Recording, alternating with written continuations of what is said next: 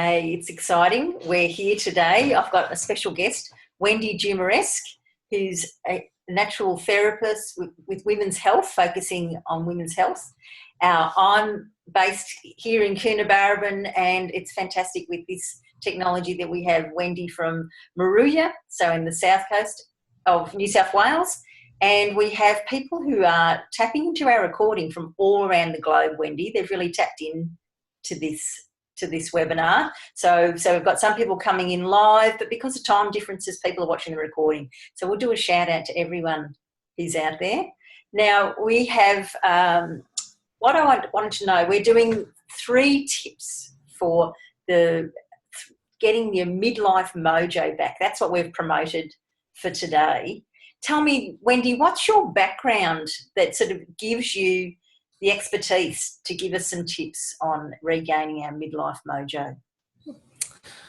Thanks, Viv, and thanks for inviting me here today. It's really great. I've seen some of your other interviews. They've been fantastic. So I'm, for about 30 years, combined study and clinical practice, been working with women and their families to optimise their health and well-being, utilising natural therapies. I'm a herbalist and natural fertility management practitioner and Ayurveda and lots of other things. I've been going a long time. I've got a big toolkit.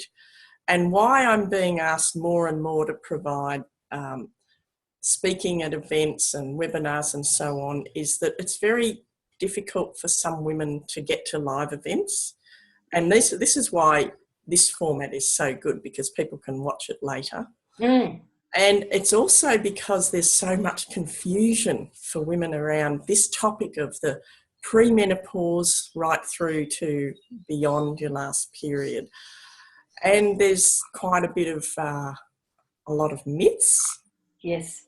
And there's a lot of distress. And it's sort of there's been a bit of media attention to things like hot flushes and things like that, but there hasn't been a lot of attention to the emotional and psycho-spiritual aspects either. So my focus now, I'm in my teacher healer years, my wisdom keeper years, my beyond 50 years, is I've cut my clinic back to part-time, and I'm doing a lot more teacher healer business, both at events and online. So just to get the information out and make it accessible to women of all ages, not just menopause. So, and that's basically why I'm very happy to be speaking with you at Live at Lunch. I was actually this morning had an email come in that was inviting me to Menopause the musical. Oh. And I thought, here we are, coming on the day we're talking today. And I know a friend of mine said she saw it and said it was an absolute hoot and enjoy it. And I suppose that's part of what we need to do, is be aware of our own changes.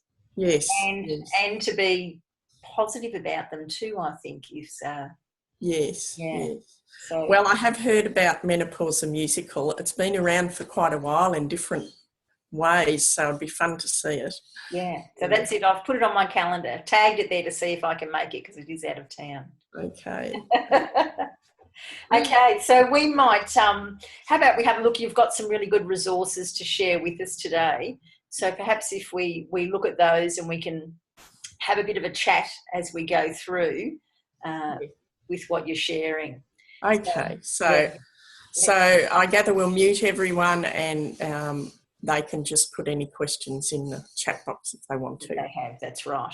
Okay, so I do have a few slides. I haven't got a lot because it's lunchtime and people are relaxing with their lunch, but just a few so that people have got something to come back to. And also Viv has kindly offered to make them into a PDF and have them available for you so that you can just have them on hand. Yes. And pass them around. And on that note, I think it's really great to pass around the link to Viv's, all her seminars, and I'd like, people to listen to this, because it's really about awakening for women. Yes. Yeah. So I'm just going to share the screen now. Right. Hope I do all the right things here. Yeah. I'm looking for Just bear with me a minute. Yeah. I've just got to get the right page on. And it's great we'll be able to see. Now, after the event, I'll be sharing the resources and the web links that you're showing as part of the presentation today. And we'll turn the presentation into a PDF, so that'll be accessible too. So whilst you're watching this, don't worry about madly taking any notes. It's a very relaxed presentation we're doing anyway. So can you see this, or I haven't got it right yet? Haven't got it yet.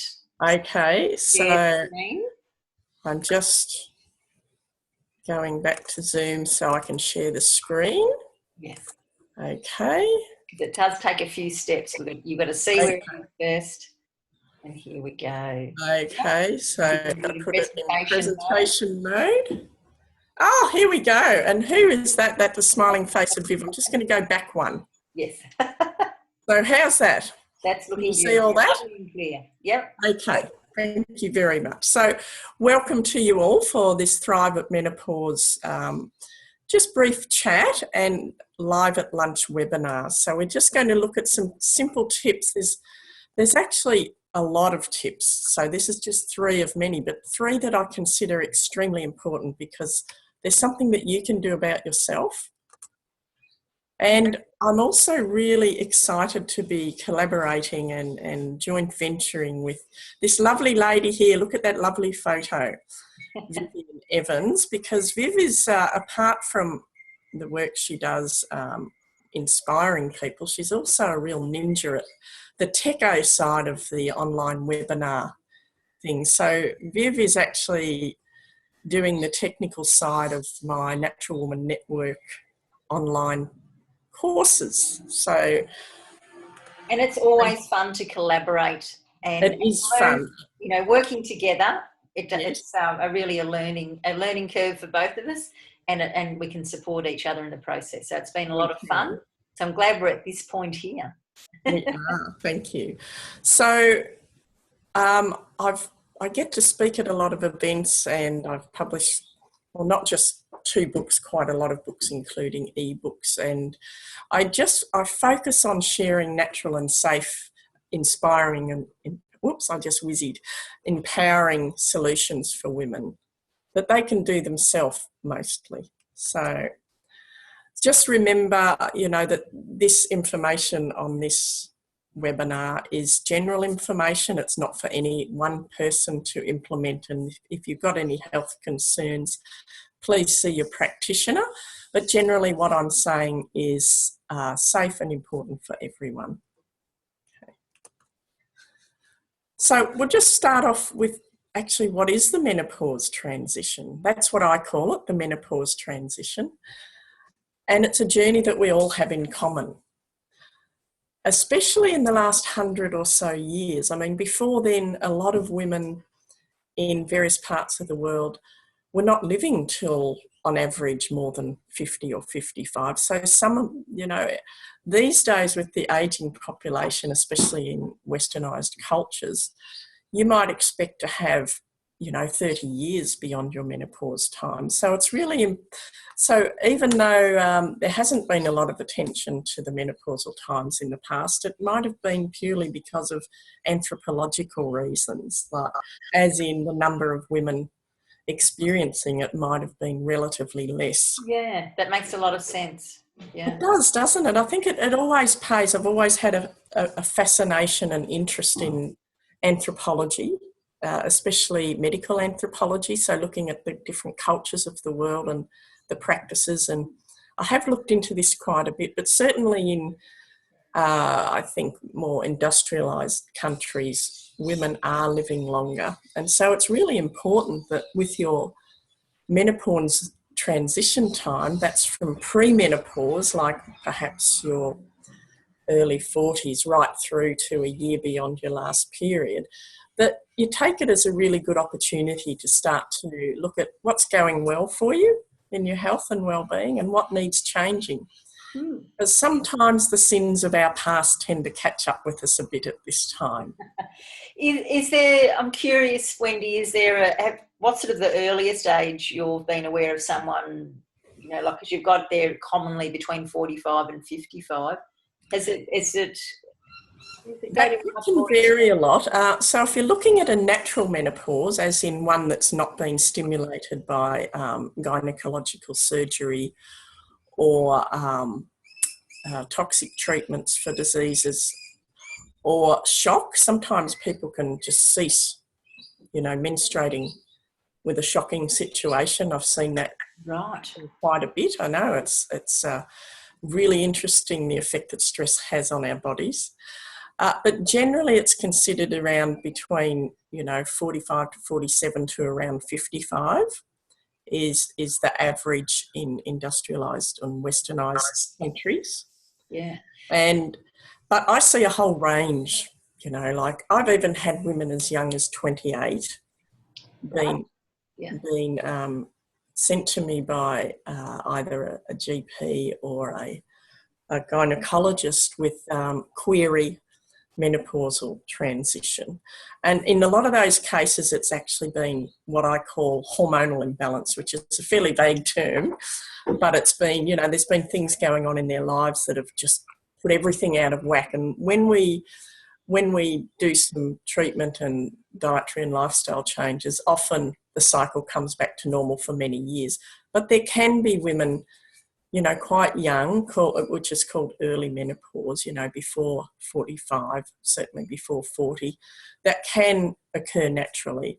And there are plenty of women beyond 55 who are still having periods. So I think it's really good to give up any type of stereotypical thinking about this. And I go into this quite a bit more in the Natural Woman Network Thrive Through Menopause online course, because it's important, the social evidence, as well as marrying that up with the science, as well as the individuality of the whole menopause transition. Yes. But generally, if someone comes to me and says, no matter what their age, and they're saying, oh, there's this thing happening, they might have noticed some changes in their cycle, and they might be, say, 45 onwards, or I just feel different, or other changes happening. Is this menopause? And generally I find if people are asking that question of themselves, it generally is. Right. And you can do a lot to sort of balance the hormones and balance your lifestyle so that you keep menstruating regularly as long as possible, because there's protective factors in that. Yes. Yeah. And I suppose there's another challenge too with fertility control, because many women actually manage fertility control through hormonal, like the pill, those sorts of things. So I imagine that sort of has quite a strong effect on when this phase, the transition, kicks in. Yes, and if women are still on the pill at this time, and it's common for me to see that happening, they often don't know that they've entered the menopausal transition, because when you're on your pill, you don't actually have a period. You have a shedding of the uterine lining, but it's not a period as in an ovulatory period, so because the pill stops you ovulating. So people don't even know whether they're ovulating. Well, they're not ovulating, so they don't know whether their signs and symptoms are caused by they've started having problems with some sort of contraception, or, often it'll be stimulated by stress or dietary and lifestyle. So it's really good to have a look at, if you're not using contraception for contraceptive purposes, there's natural things you can do to help balance your hormones. Yeah. So a lot of women are not sure what the menopause is, because it's a fairly vague term in our culture. So the menopause officially is the stage of your life that you're in when you haven't had a period for more than 12 months, when it's not caused by some other lack of menstruation, such as pregnancy or medical treatments, anything like that. So if you've gone 12 months and you haven't had a period, and you're around midlife and onwards, it's more than likely that you're what's called menopausal. Okay. So most commonly, like I say, between about 45 and 55. So it's good to understand that there's a number of different stages in the menopausal transition that I consider to be specific stages. And the first is the premenopause times. And that can be from, your late 30s to early 40s to 45 or whatever. When you first start to notice some changes for no other reason, everything else is much the same in your life. And that might be changes in you might start, not having a period some months, or you might have more premenstrual problems or differences in your cycle in some way. So that can go on for some years, and that it's a good time then to start looking at lots of, different dietary, lifestyle, herbal things, which I go into on the online course. And then you get to what is the perimenopausal stage. So that's generally around a year or two around the climacteric. So the climacteric is only known to you retrospectively. The climacteric is that time when you're having your last period. So, things for some women can get a bit hairy then. So, and then there's menopause beyond that. Does that make sense? Right, I think so. So pre's beforehand, peri is when, your menstruation ceases for the first time. No, it's around that year or two before it ceases. Okay. So it can get a bit intense for some people. And it's important to know that not every woman has signs and symptoms and discomforts with the menopause transition. I've met quite a few women who just stopped having periods and nothing. But the statistics are, 70 or 80% of women have some degree of concerns around this time. Yeah. It all depends what's going on. Is what you hear quite a bit of. And just, some ladies I see they're just dripping with sweat. Yes. Yeah. And that's another thing, there's been a lot of attention to the hot flushes and the flashes and the sweats. And that is probably my last sightings of the stats is that, maybe about 70% of women have some degree of that. But it's actually one of the most common things I see is emotional and emotional and energy problems. So, some people say, oh, I'd rather have the hot flushes than this emotional ups and downs and low energy and so on. Yeah. So that's when you lose your mojo. Yes, the mojo. And we want to get that back because women, women in their Mimi years, so they're 50 plus years, and I'll explain about Mimi years in a minute. Okay.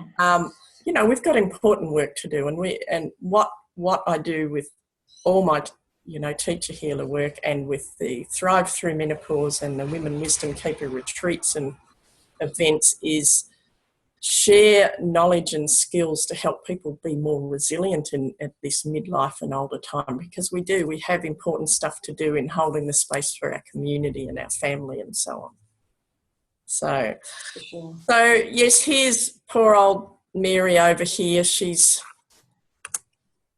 probably looking a bit like some of us might feel some mornings. Got a steaming hot cup of caffeine probably. And sometimes you just feel like that and you get a bit over everything. And especially a lot of women say, I am so over other people's bizzo. Like, I just want to go and sit on a rock and be by myself for a while. Does that sound familiar? Yeah, it's just that bit of space. So I'll just go back one.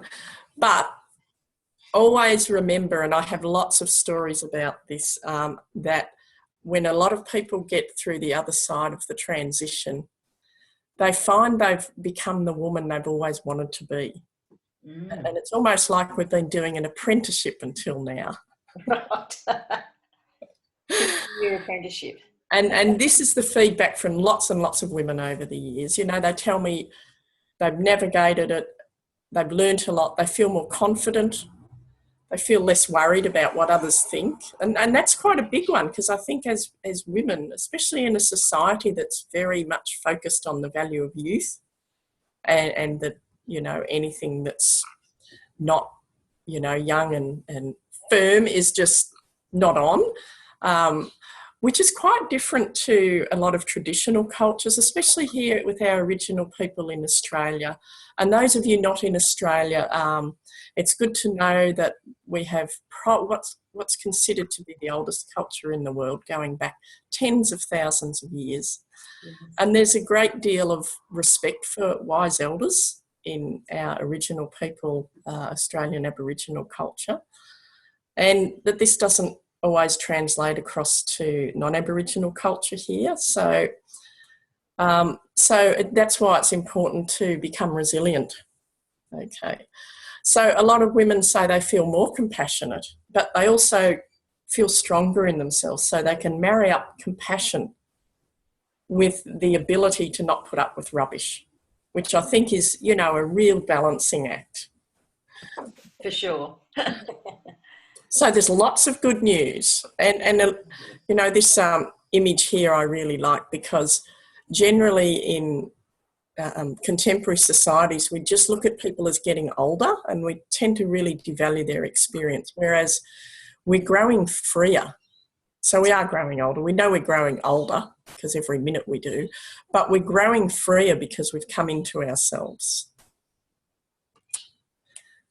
So the journey of menopause, so, you know, just so that you know what's going on, basically, you know, you have diminishing functions of your, such as your ovaries and other glands. So it's not just estrogen, there's other hormones involved, including hormones from the adrenal glands and all sorts of places. So I won't go into that too much now.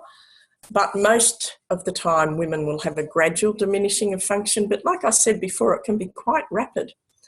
And I'm walking this journey with you, ladies. So, and that's another thing I meant to say, Viv, that for years, women have been saying, when you know, because I've written a few books, and when can you do one specifically for menopause? And I have been saying for years, when I'm there myself, when I'm approaching that myself, I'll feel qualified as a woman. So as a practitioner, I've helped lots and lots of people through it, but I felt that I needed to walk the journey as well.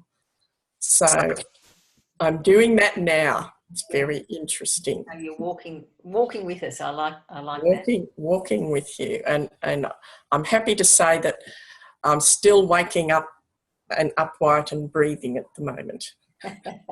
Always good.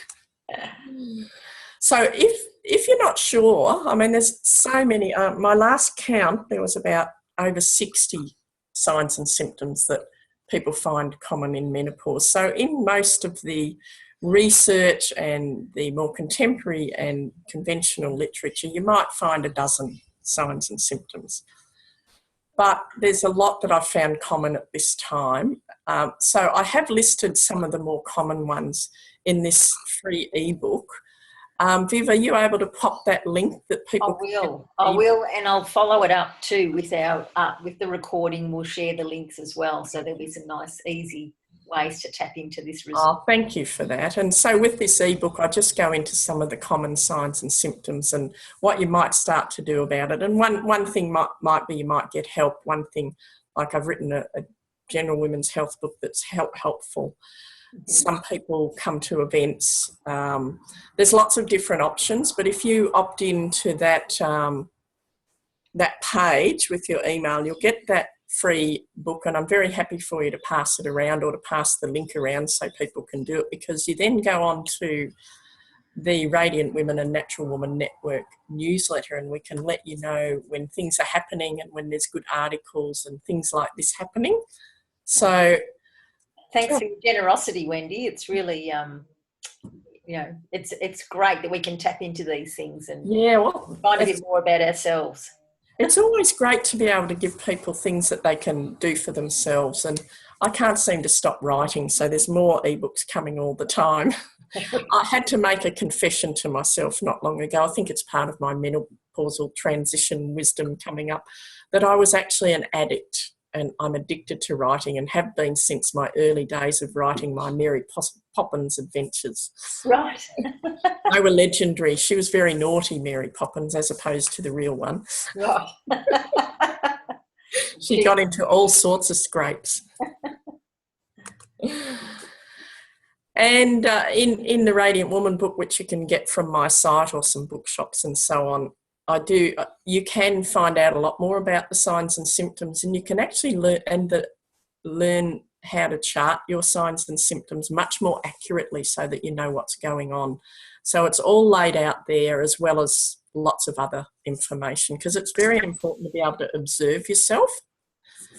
So I don't know if you can put that website in the certainly will. And it's interesting tracking yourself, Wendy, for 4 weeks, because I think you think, oh yeah, I'll remember that, and when you go to see, say a doctor or a practitioner, you don't always remember the bits. And I think with those charts that you've got, they're quite detailed.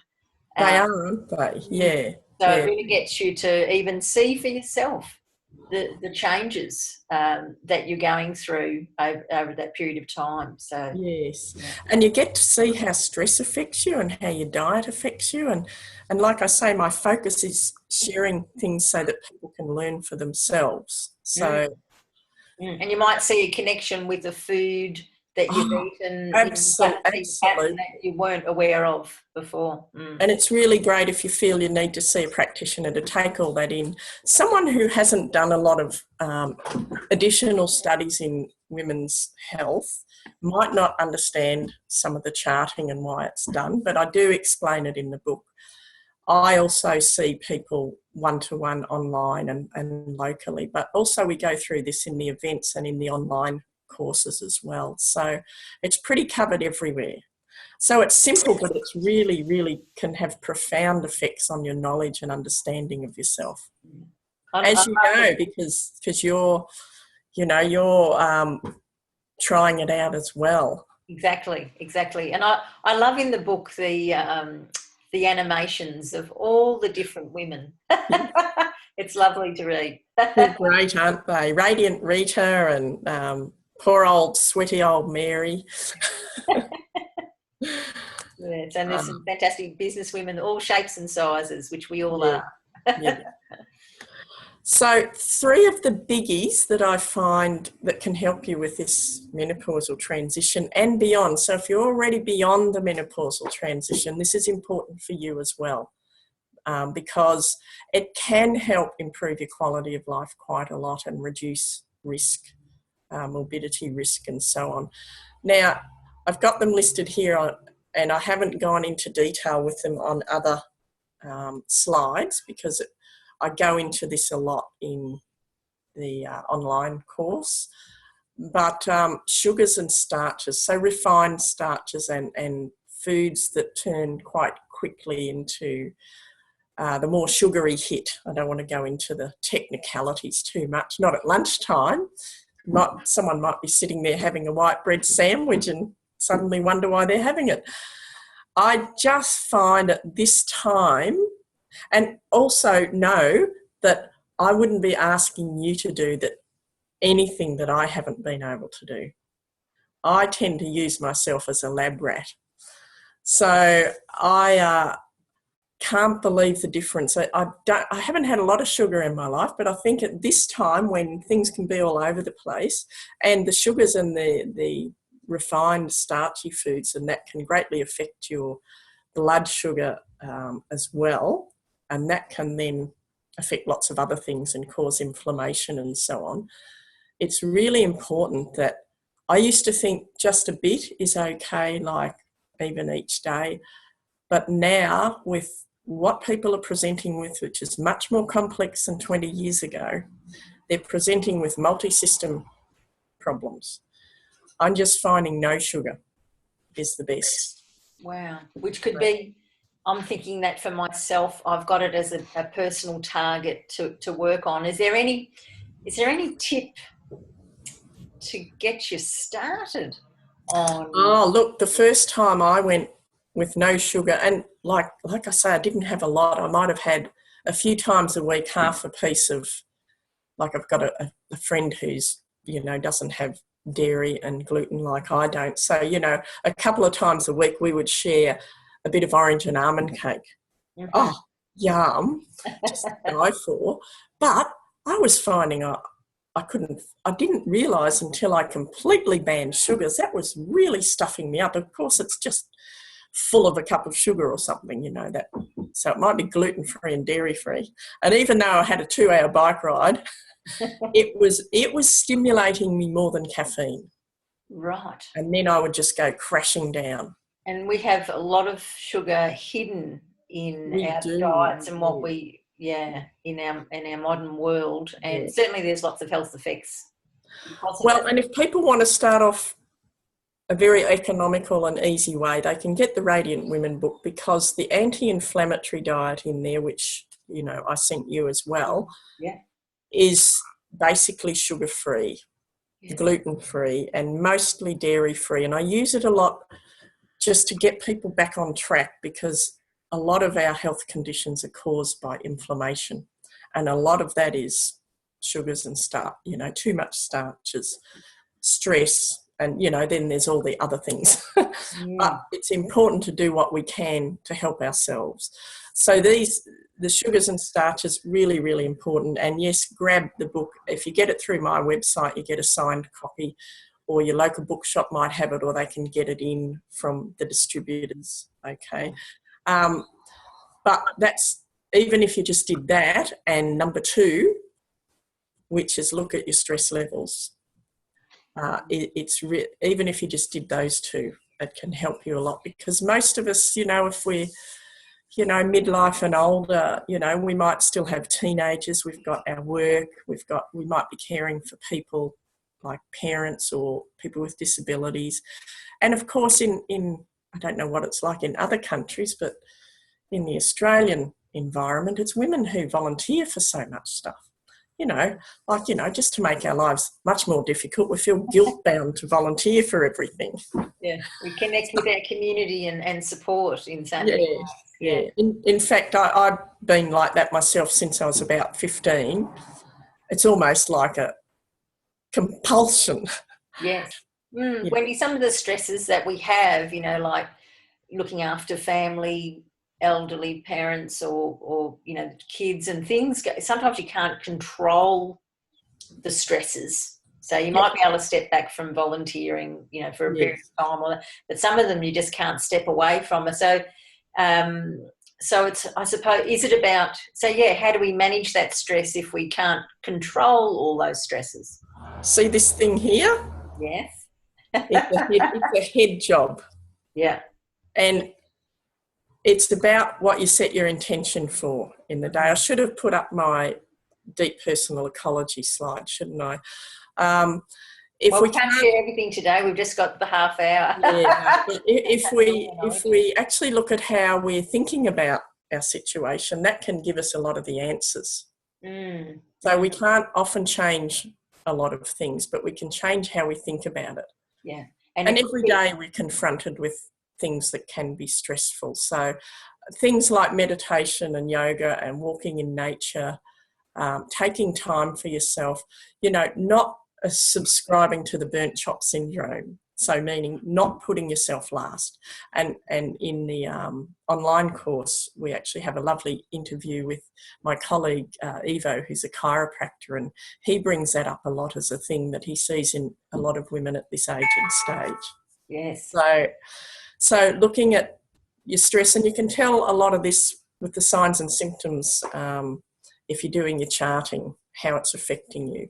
And a third really, really big one, I actually think it's more important than anything else, and it's related a bit to what we were talking about, the stress. It's actually being boss of self. And I was fortunate to grow up with a female lineage of, wise women who, I remember both Nana and my mother saying, who's responsible for you? So, you look in the mirror and you say, oh, I did that. No one else did that. I caused that, or, that's good or bad, whatever it is. But it's acknowledging that we are 100% responsible for our actions, our reactions, everything in our life. Oh, yes, so we might have accidents that happen or people that come at us or whatever. It's still our responsibility how we cope with it. And sometimes we're tired and we don't cope with it very well. So it's then our responsibility to give ourselves a bit of a pat on the back and say, oh, well, I stuffed that up, but oh, well, back to the drawing board. If you've got that intention of being boss of self, you've always got it to go back to. Yes. And so the next time we find ourselves saying, oh, well, if Mary hadn't done that, wouldn't have done that, or something like that.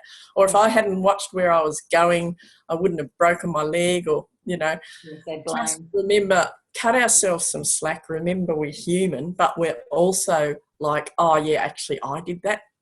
Yes. No one else did that. Yeah. I tell you what, there would be less wars. There would be, this is closely related to when people feel that intense need to be right all the time. That's not being boss of self.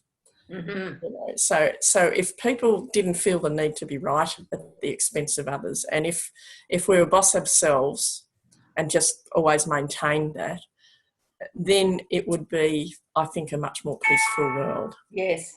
Yeah. I think when I started just growing into a young adult, I felt that if I was unwell, that, I wish I had mum here who could tell me that I could stay home. Yes. So what we need to be is say, right, I am not well enough. I do need to stay home and be boss of self and make that decision. Yes. Yeah. Oh, yes, I remember a few times being very glad my parents got me out of something because I couldn't make that decision. Mm. Wonderful, and if it's important with our children that we teach them that they are the boss of self.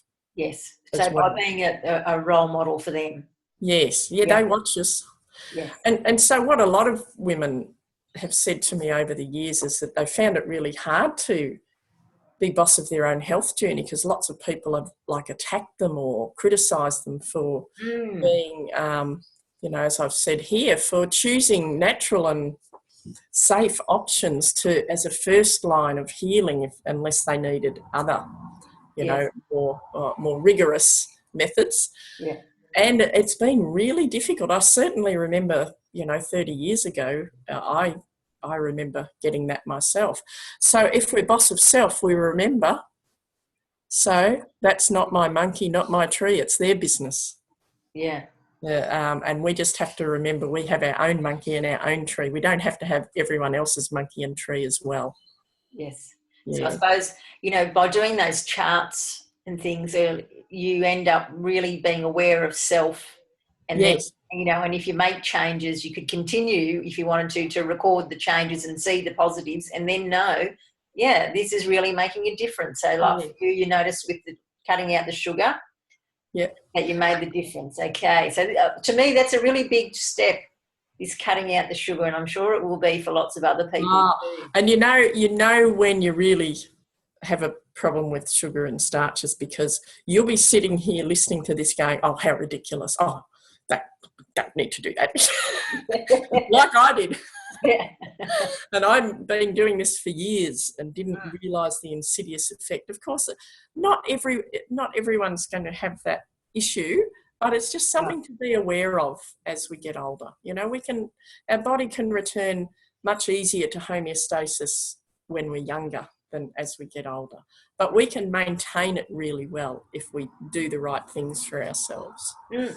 So just remember, next time someone has a go at you for nothing in particular, not my monkey, not my tree, and just be boss of yourself and keep out of it. Not easy, I tell you.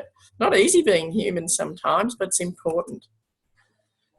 So why I write and do the courses, e-courses and stuff, is because, like with the Radiant Woman book, for example, I was getting so many people that I couldn't see in my clinic. Yes. And I sort of made a bit of a judgment call as to how severe it was when I would speak to them. And if it wasn't too bad, I would just get them to do a few things and then see how they go over the next few weeks. And sometimes that's all they needed to do. And those things were observing their signs and symptoms, their nourishment, their temperature, and making some dietary changes. Then, if they still needed a practitioner, I could much easier fit them in, because it often saved people a first consultation fee to get the book. So some people just found, oh, I get that now. I've read that. I've done it. I get it. That's all I need to do. I'm right on track. Other people are like, okay, I can see that's helped this and that. I've still got this problem or that problem. And, you know, sometimes you might need to see a medical practitioner or another practitioner. So always safety is important. You know, make sure you're safe. So with the Natural Woman Network Thrive Through Menopause online course that we're developing, it's the first of many, but I wanted to start with the menopause one because there's so many myths. It's amazing. So it's a 6-part course and it goes through a lot of these things. Like I've said here, dietary, simple remedies, lifestyle, we've got research and signs and symptoms. We've got wonderful video interviews with some other practitioners and with women with their real stories of their menopause transition or their thoughts about it before they go into it, because I want to get to people before they're actually in trouble. Preventative medicine as much as possible. So if you're coming up to 40, and we're going to be interviewing an amazing woman who's coming up to 40 and would much prefer not to go through the menopause transition. She's decided to skip it. and you know, what I'm really interested in is just alerting people to, you know, getting their best health like now. Don't wait until you have problems. And then you enjoy life so much more. Yes, I mean, we don't know if we're here for a long time or not. I don't, but I want to be here. I think we actually put on this earth to have fun, you know, and some days it doesn't feel like that, but mostly it does. I've been accused of being too optimistic before. Right. How dare you? I know. And then I looked at where the message was coming from and I'm like, yeah, I think I know what I'd rather be. But, you know, it's not a dress rehearsal. So, and it can get, some women, it gets really tough in the menopausal transition. And some of you might need some qualified help. Some of you will find the dietary, the lifestyle, some simple remedies, all you need. But my job is to put the information out there and be supportive and encouraging and available. Yeah. So it has to be informed. That I think if you can put, I think I sent you a link to the page that there's more information about the Thrive Through Menopause online course where Viv and I are really excited. This is, you know, something quite different that we're doing. And absolutely, for both of us. And we keep thinking of more and more things to put in it. I think it should be thousands of dollars, but we're hoping we can keep it to US 97 for this course. It's got lots in it. So if you want more information, Viv's going to put that on the page as well. And you can just go to my blog page and you'll find it as well on the radiantwomenbook.com.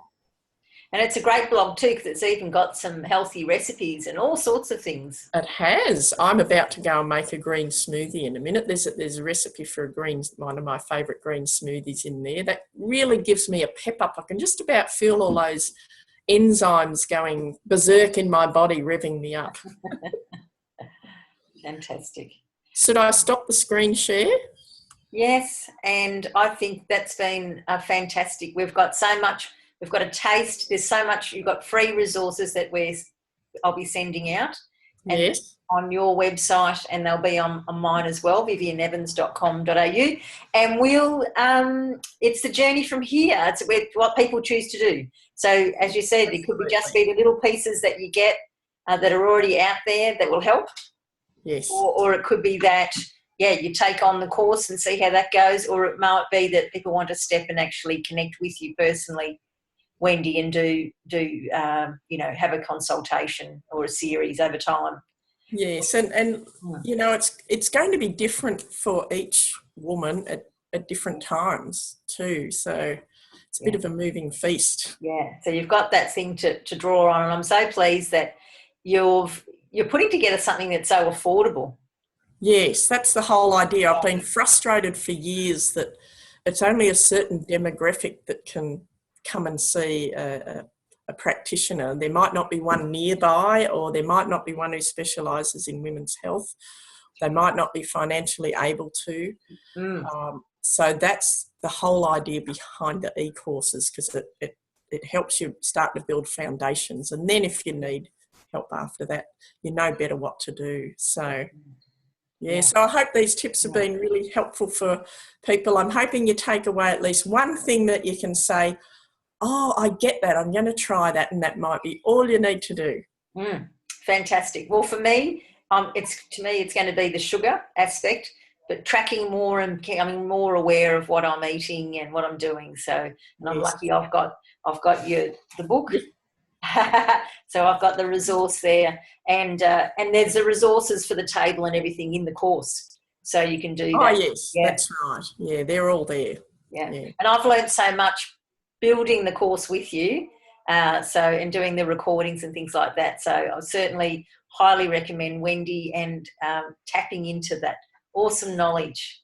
Thank you, Vivian. And I've learned a lot about the techo stuff. Not my favourite topic, but I'm less afraid of it now. That's it. And you're here today and you're doing a fantastic job sharing and everything.